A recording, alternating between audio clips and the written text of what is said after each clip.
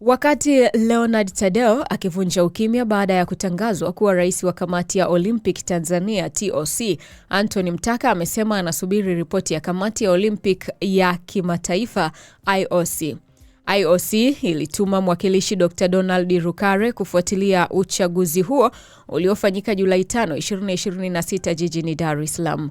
Hata hivyo, hali ya sintofahamu iliibuka kufuatia wapiga kura kugomea matokeo yaliyotangazwa na kamisheni ya uchaguzi huo kumpa ushindi Tadeo, wakidai hawajamchagua, huku wakilalamikia matokeo kuwa kinyume. Kamisheni ya uchaguzi ilitangaza Tadeo, mkurugenzi mstaafu wa maendeleo ya michezo na katibu mstaafu wa Baraza la Michezo la Taifa BMT, kuwa ndiye mshindi kwa kura 19 kati ya 36 zilizopigwa. Kamisheni hiyo ilisema Mtaka amepata kura 11 na Henry Tandau, makamu wa rais mstaafu wa TOC, amepata kura 6 kwenye nafasi ya urais. Matokeo yaliyopingwa vikali na wajumbe wakidai Tadeo aliyetangazwa mshindi alipata kura 1 na Mtaka kura 29, lakini imetangazwa kinyume. Shirikisho la soka Uholanzi limeanza mazungumzo na meneja wa zamani wa Liverpool Arne Slot ili awe kocha mkuu wa timu ya taifa ya nchi hiyo.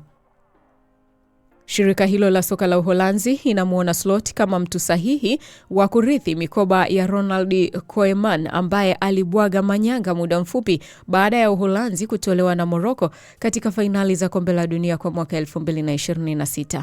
Kwa sasa Slot hana timu anayoifundisha tangu alipotupiwa virago na Liverpool baada ya msimu wa mwaka 2025-2026 kumalizika.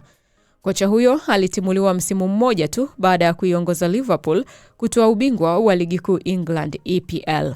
Slot mwenye umri wa miaka 47 amewahi pia kuzinoa Kambur, AZ Alkmaar na Feyenoord kabla ya kujiunga na Liverpool. Inaripotiwa pia kocha mwingine anayepigiwa chapuo kumrithi Koeman ni meneja wa zamani wa Manchester United na Erik ten Hag. Koeman alijiuzulu kuinoa Uholanzi Julai mosi, saa chache baada ya timu yake kuchapwa na Morocco kwa mikwaju ya penalti 3-2 katika mechi ya hatua ya 32 bora. Arsenal wamemweka kiungo mwenye umri wa miaka 23 Morgan Rogers kama lengo lao kuu, na wanataka kumsajili mchezaji huyo wa kimataifa wa Uingereza kutoka Aston Villa. Liverpool wamemuulizia uwezekano wa kumsajili kiungo mwenye umri wa miaka 17 kutoka Mexico Gilberto Mora akitokea klabu ya Tijuana. Everton wanataka kumsajili beki wa Uingereza mwenye umri wa miaka 25 Jed Spence kutoka Tottenham. Tottenham wanajiandaa kuwasilisha ofa ya pauni milioni 85 ili kumsajili mshambuliaji wa Ufaransa mwenye umri wa miaka 19 Junior Kropp kutoka Bournemouth. Inter Miami wanataka kumsajili kipa wa Cape Verde mwenye umri wa miaka 40 Vozinha baada ya kuachwa na klabu ya daraja la pili nchini Ureno. Chelsea wanajiandaa kumpa mkataba mpya kiungo wa Uingereza mwenye umri wa miaka 18 Jesse Derry ili kuzuia nia ya Bayern Munich kumsajili.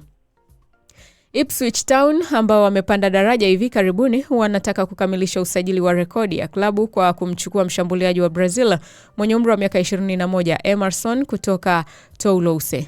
Na Paris Saint-Germain wameanza mazungumzo ya kumsajili kiungo wa Ufaransa mwenye umri wa miaka 24 Magnus Akilouche kutoka AS Monaco. Na hizi ni habari ambazo nimekusogezea kwa asubuhi ya leo. Tuangalie sasa matokeo. Swali la leo YouTube limeuliza kwamba usajili wa msimu huu unaokuvutia zaidi ni wa klabu ipi?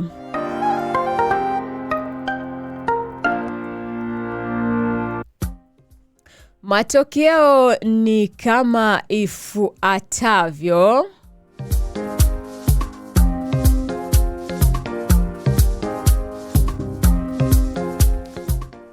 Kura zilizopigwa hapa.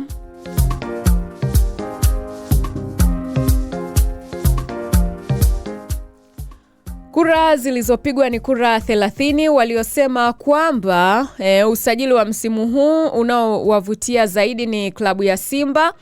Simba imepata 54%, Yanga 43%, Azam 3%. Kwa hiyo wengi wanavutiwa na usajili unaofanywa na klabu ya Simba. Hongereni bwana. Lakini hata nyie si mmeona kwamba wana Simba wako wengi ila wanajificha, hawataki kujulikana kama ni Simba. Umeona kura hizo? Au kwamba kuna wana Yanga ambao mnakuja kuwapigia Simba?